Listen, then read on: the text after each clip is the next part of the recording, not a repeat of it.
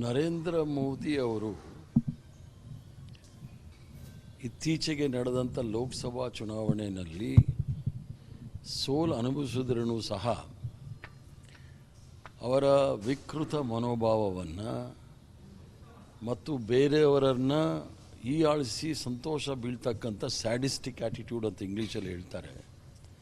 ವಿಕೃತ ಮನಸ್ಥಿತಿಯಲ್ಲಿರೋರಿಂದ ನೀವು ಜಾಸ್ತಿ ನಿರೀಕ್ಷೆ ಮಾಡಲಿಕ್ಕೆ ಆಗೋದಿಲ್ಲ.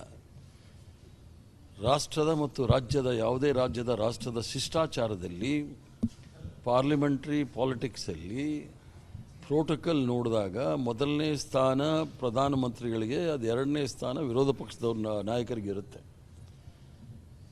ರಾಷ್ಟ್ರದ ಇತಿಹಾಸದಲ್ಲಿ ಕೆಂಪುಗೋಟೆಯಲ್ಲಿ ನಡೀತಕ್ಕಂಥ ಕಾರ್ಯಕ್ರಮಗಳಲ್ಲಿ ಪ್ರತಿ ಬಾರಿಯೂ ಸಹ ವಿರೋಧ ಪಕ್ಷದ ನಾಯಕರನ್ನು ಎದುರಿಗೆ ಸಾಲಲ್ಲಿ ಕೂಡಿಸ್ತಕ್ಕಂಥದ್ದು ಒಂದು ಶಿಷ್ಟಾಚಾರ ಪರಂಪರೆ. ಅದರಿಂದ ಅವರಿಗೆ ಅವಮಾನ ಆಗಿದೆ ಅಂತ ತಿಳ್ಕೊಂಡಿದ್ರೆ ನರೇಂದ್ರ ಮೋದಿಯವರು, ಅವರ ಸರ್ಕಾರ, ಇವರು ಇಡೀ ಪ್ರಜಾಪ್ರಭುತ್ವದ ವ್ಯವಸ್ಥೆಯನ್ನು ಇವರು ಧೂಳಿಪಟ ಮಾಡಲಿಕ್ಕೆ ಪ್ರಯತ್ನ ಮಾಡಿ ವಿಫಲರಾಗಿದ್ದಾರೆ. ಈ ರೀತಿ ವಿರೋಧ ಪಕ್ಷದವ್ರಿಗೆ ಅವಹೇಳನ ಮಾಡಿದ್ದೀರಿ ಅಂತ ತಿಳ್ಕೊಂಡ್ರೆ ಅದು ಅವರ ವಿಕೃತ ಮನೋಭಾವವನ್ನು ಪ್ರದರ್ಶನ ಮಾಡ್ತಾ ಇದೆ.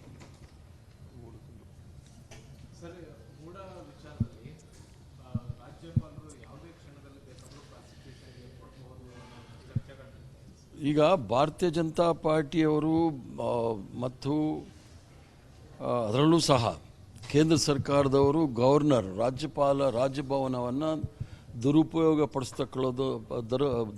ಪಡಿಸ್ತಕ್ಕಂಥದ್ದು ಏನು ಹೊಸದೇನಲ್ಲ.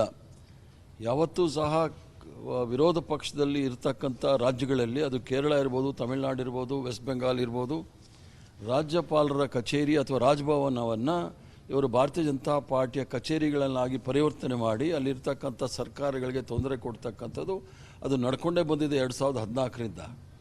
ಆದ್ದರಿಂದ ಮೂಢ ವಿಚಾರದಲ್ಲಿ ಈಗಾಗಲೇ ದೇಸಾಯಿ ಆಯೋಗ ಅದನ್ನು ನೇಮಕ ಮಾಡಿದೆ. ಅವರು ಸಂಪೂರ್ಣವಾಗಿ ತನಿಖೆ ನಡೆಸ್ತಾ ಇದ್ದಾರೆ. ಅದರ ವರದಿ ಬರೋವರೆಗೂ ಇವರು ಕಾಯಬೇಕಾಗತ್ತೆ. ವರದಿ ಬಂದ ನಂತರ ನಾವು ಯಾವುದೇ ಇದಕ್ಕೂ ತಯಾರಿದ್ದೀವಿ. ಮೂಢ ವಿಚಾರದಲ್ಲಿ ರಾಜಕಾರಣ ಮಾಡ್ತಾ ಇದ್ದಾರೆ ವಿನಃ ಅದರಲ್ಲಿ ಏನೂ ತಿರುಳಿಲ್ಲ ಅನ್ನೋದು ವರದಿಯ ಬಂದ ತಕ್ಷಣ ಗೊತ್ತಾಗುತ್ತೆ. ಈಗ ಮೈಸೂರು ತನಕ ಪಾದಯಾತ್ರೆ ಆಯಿತು, ಈಗ ಮತ್ತೆ ಬಳ್ಳಾರಿವರೆಗೂ ಕೂಡ ಎರಡನೇ ಹಂತದ ಪಾದಯಾತ್ರೆಗೆ ಬಿಜೆಪಿ ಅದು ಭಾರತೀಯ ಜನತಾ ಪಾರ್ಟಿಯ ಒಳ ರಾಜಕಾರಣ. ಆದ್ದರಿಂದ ಭಾರತೀಯ ಜನತಾ ಪಾರ್ಟಿ ಅಧ್ಯಕ್ಷರು ಈಗಾಗಲೇ ಹೇಳಿಕೆಗಳು ಕೊಟ್ಟಿರ್ತಕ್ಕಂಥ ಬಸವರಾಜ ಯತ್ನಾಳ್ ಇರ್ಬೋದು, ರಮೇಶ್ ಜಾರಕಿಹೊಳಿ ಇರ್ಬೋದು, ಅಥವಾ ಆ ಗುಂಪು ಅವ್ರಿಗೆ ಉತ್ತರ ಕೊಡೋದು ಒಳ್ಳೆಯದು. ಯಾಕಂದರೆ ಕೂಡಲ ಸಂಗಮದಿಂದ ಮಾಡ್ತೀನಿ ಅಂತ ಹೇಳಿದ್ದಾರೆ. ಈಗಲೇ ಕಾವೇರಿ ನದಿ ತುಂಬಿದೆ. ಇವರೆಲ್ಲರೂ ಸಹ ಪಾಪ ಪ್ರಾಶ್ಚಿತ್ಯ ಮಾಡಿಕೊಳ್ಳಿಕ್ಕೆ ಆ ಸಂಗಮಕ್ಕೆ ಹೋಗಿ ಮುಳುಗಿ ನೀರಲ್ಲಿ ಎದ್ದು ಬಂದರೆ. ನರೇಂದ್ರ ಮೋದಿ ಅವರು ಇತ್ತೀಚೆಗೆ ನಡೆದಂಥ ಲೋಕಸಭಾ ಚುನಾವಣೆಯಲ್ಲಿ ಸೋಲು ಅನುಭವಿಸಿದ್ರೂ ಸಹ ಅವರ ವಿಕೃತ ಮನೋಭಾವವನ್ನು ಮತ್ತು ಬೇರೆಯವರನ್ನು ಹೀಯಾಳಿಸಿ ಸಂತೋಷ ಬೀಳ್ತಕ್ಕಂಥ ಸ್ಯಾಡಿಸ್ಟಿಕ್ ಆ್ಯಟಿಟ್ಯೂಡ್ ಅಂತ ಇಂಗ್ಲೀಷಲ್ಲಿ ಹೇಳ್ತಾರೆ. ವಿಕೃತ ಮನಸ್ಥಿತಿಯಲ್ಲಿರೋರಿಂದ ನೀವು ಜಾಸ್ತಿ ನಿರೀಕ್ಷೆ ಮಾಡಲಿಕ್ಕೆ ಆಗೋದಿಲ್ಲ. ರಾಷ್ಟ್ರದ ಮತ್ತು ರಾಜ್ಯದ ಯಾವುದೇ ರಾಷ್ಟ್ರದ ಶಿಷ್ಟಾಚಾರದಲ್ಲಿ ಪಾರ್ಲಿಮೆಂಟ್ರಿ ಪಾಲಿಟಿಕ್ಸಲ್ಲಿ ಪ್ರೋಟೋಕಾಲ್ ನೋಡಿದಾಗ ಮೊದಲನೇ ಸ್ಥಾನ ಪ್ರಧಾನಮಂತ್ರಿಗಳಿಗೆ, ಅದು ಎರಡನೇ ಸ್ಥಾನ ವಿರೋಧ ಪಕ್ಷದವ್ರ ನಾಯಕರಿಗೆ ಇರುತ್ತೆ. ರಾಷ್ಟ್ರದ ಇತಿಹಾಸದಲ್ಲಿ ಕೆಂಪುಗೋಟೆಯಲ್ಲಿ ನಡೀತಕ್ಕಂಥ ಕಾರ್ಯಕ್ರಮಗಳಲ್ಲಿ ಪ್ರತಿ ಬಾರಿಯೂ ಸಹ ವಿರೋಧ ಪಕ್ಷದ ನಾಯಕರನ್ನು ಎದುರಿಗೆ ಸಾಲಲ್ಲಿ ಕೂಡಿಸ್ತಕ್ಕಂಥದ್ದು ಒಂದು ಶಿಷ್ಟಾಚಾರ ಪರಂಪರೆ. ಅದರಿಂದ ಅವರಿಗೆ ಅವಮಾನ ಆಗಿದೆ ಅಂತ ತಿಳ್ಕೊಂಡಿದ್ರೆ ನರೇಂದ್ರ ಮೋದಿಯವರು, ಅವರ ಸರ್ಕಾರ, ಇವರು ಇಡೀ ಪ್ರಜಾಪ್ರಭುತ್ವದ ವ್ಯವಸ್ಥೆಯನ್ನು ಇವರು ಧೂಳಿಪಟ ಮಾಡಲಿಕ್ಕೆ ಪ್ರಯತ್ನ ಮಾಡಿ ವಿಫಲರಾಗಿದ್ದಾರೆ. ಈ ರೀತಿ ವಿರೋಧ ಪಕ್ಷದವ್ರಿಗೆ ಅವಹೇಳನ ಮಾಡಿದ್ದೀರಿ ಅಂತ ತಿಳ್ಕೊಂಡ್ರೆ ಅದು ಅವರ ವಿಕೃತ ಮನೋಭಾವವನ್ನು ಪ್ರದರ್ಶನ ಮಾಡ್ತಾ ಇದೆ.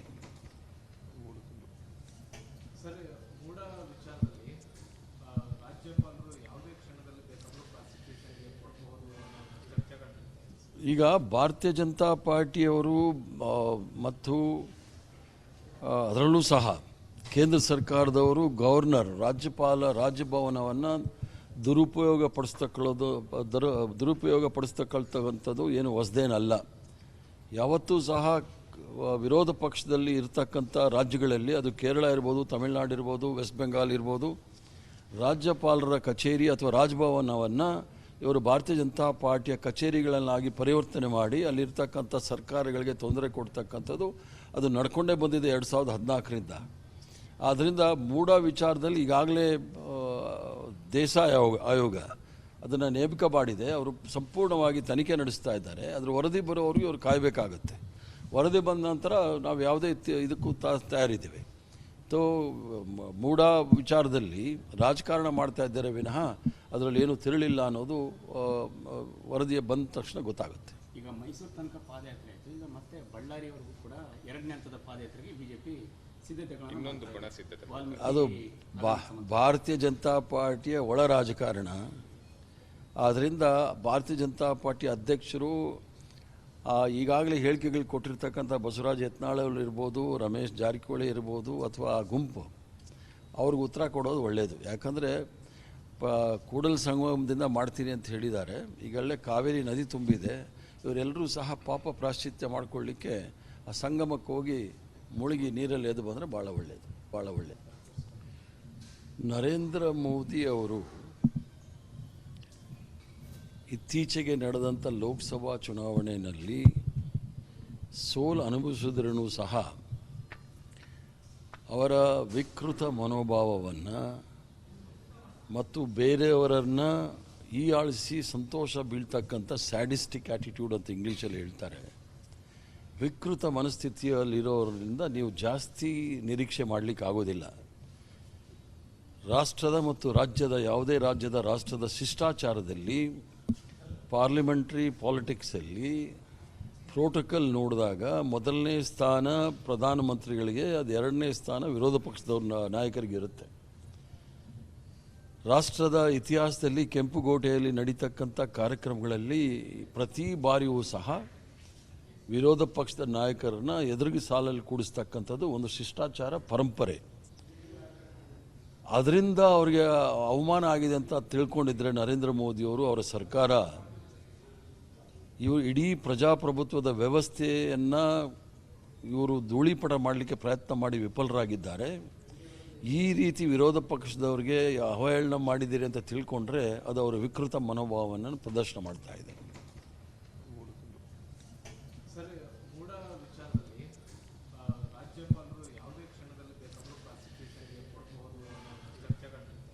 ಈಗ ಭಾರತೀಯ ಜನತಾ ಪಾರ್ಟಿಯವರು ಮತ್ತು ಅದರಲ್ಲೂ ಸಹ ಕೇಂದ್ರ ಸರ್ಕಾರದವರು ಗವರ್ನರ್, ರಾಜಭವನವನ್ನು ದುರುಪಯೋಗ